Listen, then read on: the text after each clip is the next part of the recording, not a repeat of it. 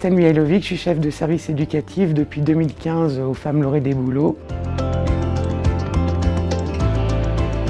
Principalement l'organisation des services, c'est-à-dire qu'on accueille des adultes autistes dont la présence éducative est indispensable en fait au sein de la structure.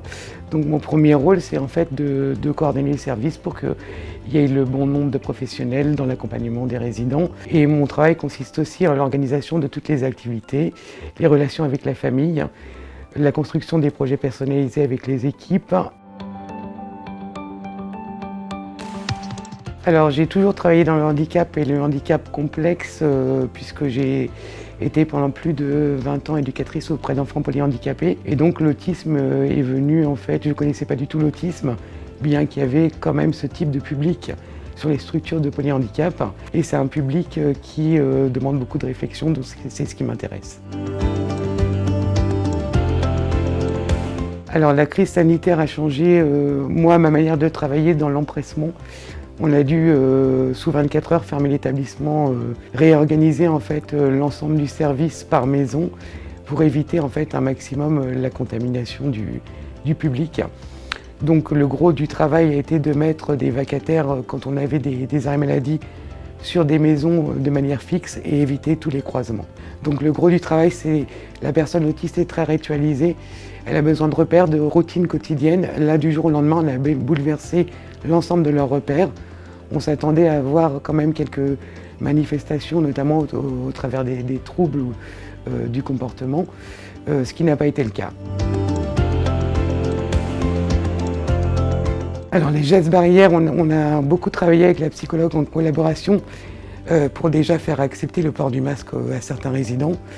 Donc on a beaucoup travaillé le façonnement en fait avec des renforçateurs qu'on utilise régulièrement, c'est-à-dire le port du masque façonné, d'abord 5 minutes, après 10 minutes, avec toujours un renforçateur pour la personne pour qu'il sache en fait le bon comportement en fait. Le bon comportement, c'était le port du masque. Après, vous dire que l'adulte autiste a compris en fait que le port du masque le protégeait de la maladie, on n'en est pas encore là, mais ils ont compris dans leur rituel. Aujourd'hui, c'est devenu une routine. Les adultes qui sortent majoritairement portent le masque. Du coup, en fait, on a été beaucoup solidaires avec les équipes en faisant des réunions.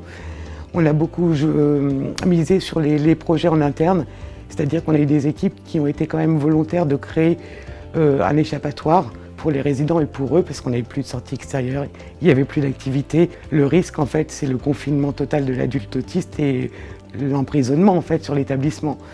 Donc on a beaucoup investi dans un potager où chaque maison en fait avait des temps de potager où ils ont vraiment semé, récolté, etc.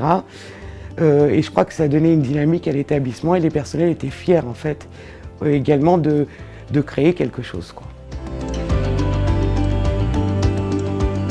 De toute façon, il faut faire la part des choses, tout en sachant en fait que le message premier qu'on voulait faire passer en fait aux salariés, c'est que le risque ne venait pas des résidents, puisqu'ils étaient confinés.